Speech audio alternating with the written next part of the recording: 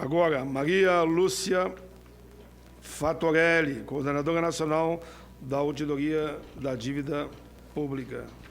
Muito grata. Cidadã. Muito grata, senador Paulo Paim. Cumprimento aqui em nome da Maria da Graça, mulher como eu aqui na mesa. Cumprimento todos os integrantes da mesa, da primeira e da segunda, viu? Já estão todos cumprimentados. E todo o plenário. Eu preparei uma apresentação, talvez não dê tempo de percorrer todas as telas, mas o material fica disponível para todas as pessoas, inclusive para ajudar a divulgar depois, porque tem muitos links aí. Eu fiz questão de deixar os links para possibilitar o aprofundamento do estudo. Para nós, da Auditoria Cidadã, que há 16 anos nos dedicamos ao estudo da dívida pública, em âmbito federal, estadual, municipal e até de outros países, está muito claro o objetivo da PEC. A PEC visa privilegiar o setor financeiro. Para isso, para privilegiar o setor financeiro, ela pretende inserir no texto constitucional um teto para as despesas primárias. Então, amarra as despesas primárias, vai gerar uma sobra de recursos que será totalmente destinado às despesas financeiras, que não fazem parte das despesas primárias. O professor Felipe Rezende apresentou um estudo. Se essa PEC entrar em vigor, o Brasil, o objetivo dela é reduzir as despesas primárias para 14% do PIB.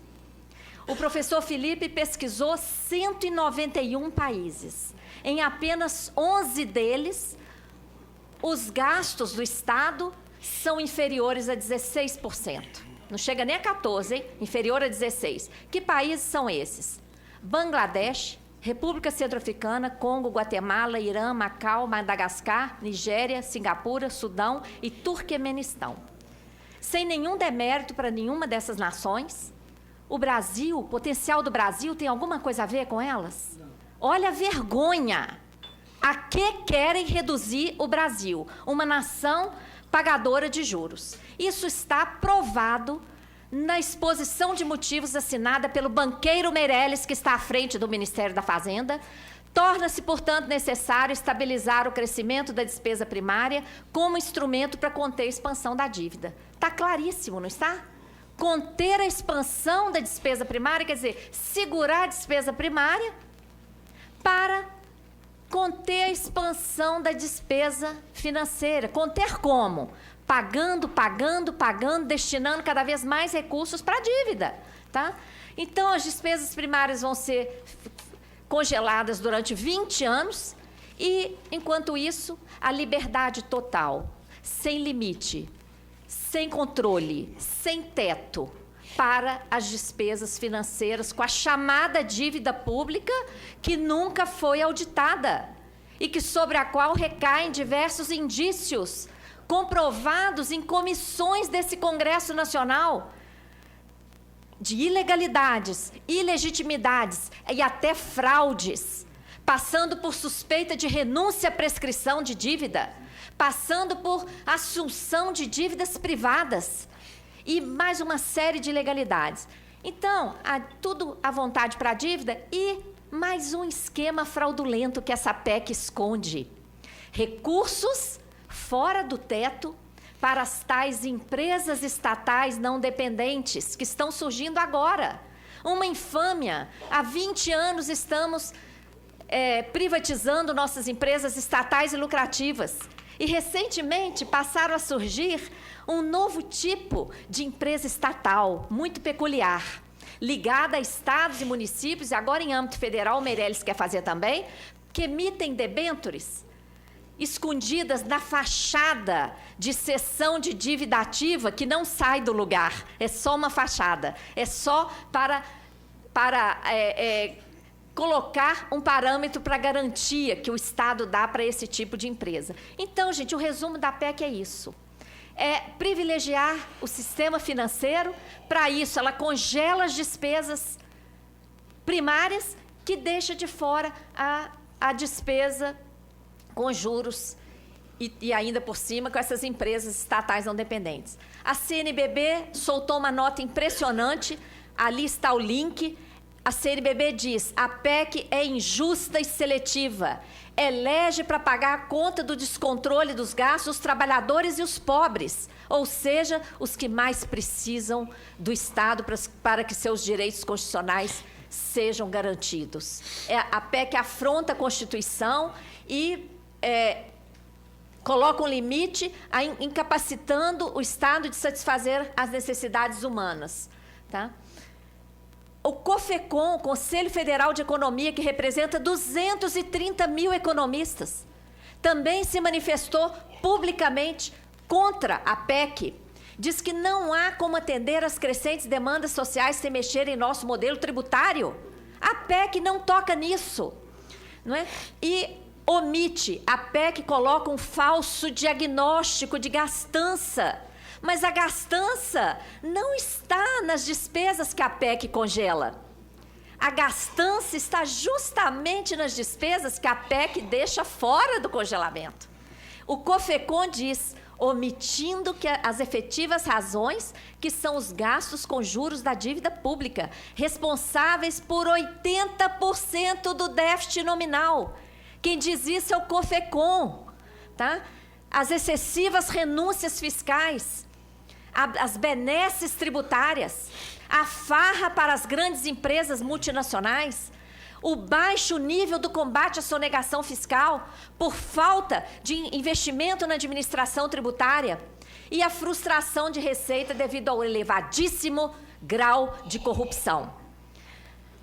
A PEC não enfrenta as amarras que impedem o Brasil de desenvolver. O modelo voltado para metas estéreis. Quais são as metas do modelo econômico? Meta de inflação, que não combate o tipo de inflação que nós temos, e meta de superávit, que garante o privilégio abusivo para o sistema financeiro. Modelo tributário injusto e regressivo. Nosso modelo tributário é às avessas. Ele dá benesses para os ricos, até para os estrangeiros que investem aqui, são isentos. E o trabalhador e o pobre é o mais onerado, porque a maior parte da carga tributária é sobre o consumo, é um aleijão o modelo tributário brasileiro. Outro problema, a política monetária suicida exercida pelo Banco Central, com juros extorsivos e restrição sobre a base monetária. Tem mais de 1 trilhão esterilizados no Banco Central, nas chamadas operações de mercado aberto. Escassez de investimentos estruturantes em ciência, tecnologia, educação, saúde, infraestrutura, reforma agrária. A PEC nem passa perto disso, pelo contrário, retira recursos de todas essas áreas. E para falar, então, da exploração mineral predatória que temos aqui, imaginem a fonte de recursos que isso significaria. Vocês devem ter visto o programa que a Globo veiculou esses dias sobre a Noruega, até pouco tempo pobre, quando descobriu o petróleo lá e começou a explorar corretamente, virou um dos países mais justos e ricos, não é? O Brasil, com essa riqueza imensa, o que faz com essa riqueza? Nós recebemos, em Minas Gerais, R$ 2,72 por tonelada de nióbio extraído. Isso é uma ofensa, isso é uma violência. Se olhássemos simplesmente para o nióbio, esse orçamento federal multiplicaria muitas vezes. E o que se quer é congelar, colocar esse congelamento na Constituição Federal por 20 anos, quer dizer, todo acréscimo que possamos ter do modelo tributário, de receitas patrimoniais, de qualquer outro tipo de atividade econômica, está tudo congelado por 20 anos, só pode usar isso para pagar a dívida e para transferir para o esquema fraudulento das empresas estatais não dependentes. A Consultoria Legislativa do Senado publicou, no final da semana passada, um documento importantíssimo em constitucionalidades do novo regime fiscal instituído pela PEC 55. Viola cláusulas pétreas da Constituição, viola o princípio da separação dos poderes, o princípio da segurança jurídica, o princípio da razoabilidade, da proporcionalidade, da adequação ou idoneidade, da necessidade, da exigibilidade. Viola o voto secreto, universal e periódico. Sabe por quê? A PEC diz que só daqui a 10 anos o presidente da República vai poder propor uma mudança só daqui a 10 anos. Então, não acreditem nos discursos mentirosos que esse prazo pode ser reduzido, porque só vai poder propor daqui a 10 anos uma mudança. E a partir daí, cada presidente só pode mudar o índice uma única vez. Então, o nosso voto para presidente da República foi roubado por essa PEC. Porque não adianta eleger quem quer que seja. Está tudo congelado na Constituição e toda a política econômica ditada por essa excrescência que é essa PEC 55. Viola o princípio da intranscendência da pena na sua dimensão institucional, ao estabelecer por 20 anos o congelamento apenas em uma das áreas, apenas sobre as despesas primárias. Pode passar. A PEC é inconstitucional, não vai dar tempo de eu ler, aí pode passar. A Auditoria Cidadã da Dívida apresentou denúncia, entregou em todos os gabinetes do Senado Federal, entregou em várias comissões, protocolou junto à presidência do Senado Federal.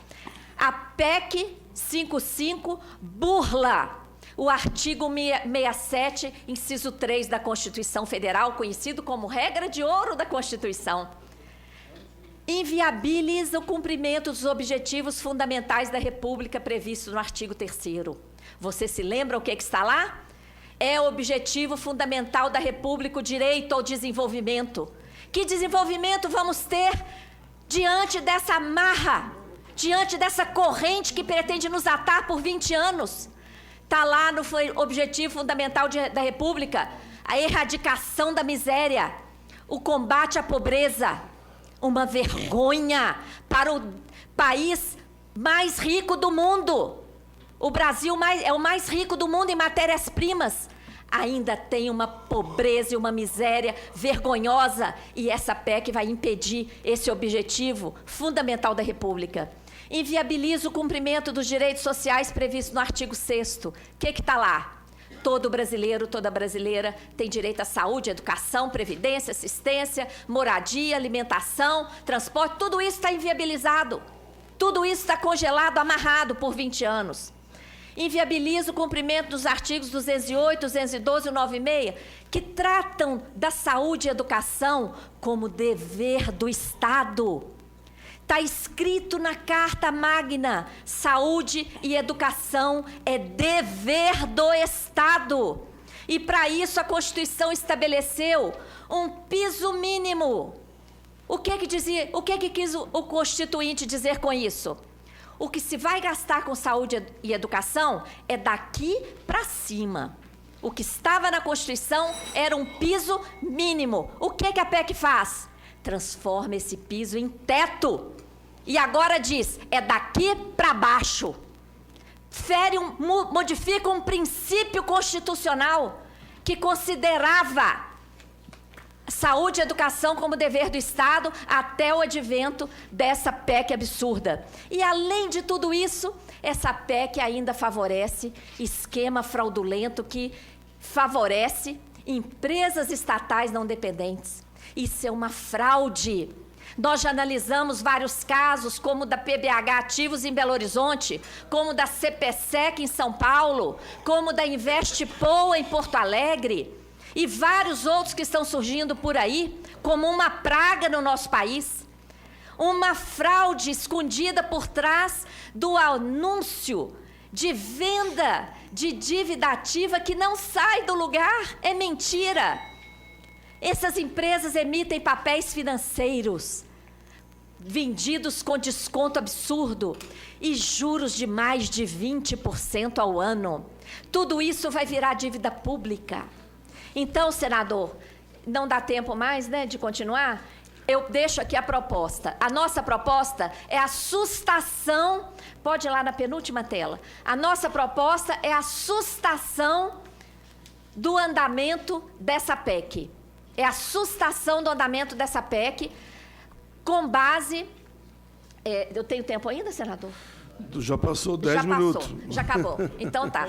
Então, vai lá, para a concluir sustação, mais 1 minuto e meio. Tá. Quem ganha com isso são os bancos, tá? Essa pode passando. Quem paga são os pobres. Nós temos hoje 166 milhões de pessoas em idade de trabalhar, apenas 90 milhões ocupadas, 12 milhões desempregadas e 64 milhões fora do mercado de trabalho. Tá? Pode passar. Esse quadro, de manhã não deu tempo da Graziele mostrar, eu vou mostrar rapidamente. O INESC fez um comparativo entre o projeto de lei orçamentária de 2017 e o projeto de lei orçamentária de 2016, corrigido pelo IPCA, que é o que a PEC faz. Todas aquelas, ali naquela coluna ali, todas aquelas áreas rosadas ali, ó, estão tendo perdas, tá? No primeiro ano. E no seguinte, todas, sem exceção, amargarão perdas. E ao longo dos anos, volta só... Vai adiante. Volta uma. Não, vai adiante, desculpa.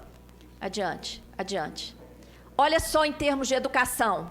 O vermelho é o que estaria atualmente, com 15%. Olha o azul. Quanto que vai ter perda? Pode passar.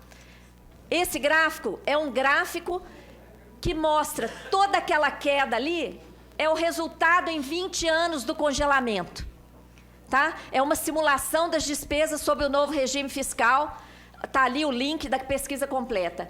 Tudo que vai sobrar ali, decorrente daquela queda, vocês sabem para onde vai? Vai para juros da dívida e para alimentar esse esquema financeiro fraudulento das debêntures. Vocês estão vendo ali o congelamento? Vai ali. Pronto. Agora, não dá tempo mais? Esse quadro feito pelo próprio Bradesco mostra isso, mostra a queda das despesas primárias ao longo dos 20 anos, feito pelo Bradesco, insuspeito. Tá? Bom, vamos lá no final. A nossa proposta, pode ir para a penúltima tela, é uma suspensão do andamento dessa PEC para que haja debate, para que nós possamos mostrar o que está realmente por trás dessa PEC. Quem que está ganhando, quem que está perdendo, quais os riscos que a sociedade brasileira está correndo com essa PEC. E tem amparo legal no regimento do Senado Federal para isso. É o artigo 279, incisos 1, 2 e 5 do regimento do Senado Federal. É possível suspender o andamento, sim, para que seja formada uma comissão de peritos para realizar diligências, apurar os reais efeitos dessa PEC em relação a todos os temas, averiguar os aspectos de ilegalidade mencionados tanto na denúncia que apresentamos, como na própria consultoria do Senado Federal, e avançar nas alternativas com foco nas amarras que impedem esse país de crescer. Essa PEC não serve para o Brasil. Essa PEC só serve para atender o interesse do setor financeiro. Muito grata. Muito bem. Maria Lúcia Fatorelli, coordenadora nacional da Auditoria Cidadã da Dívida Pública.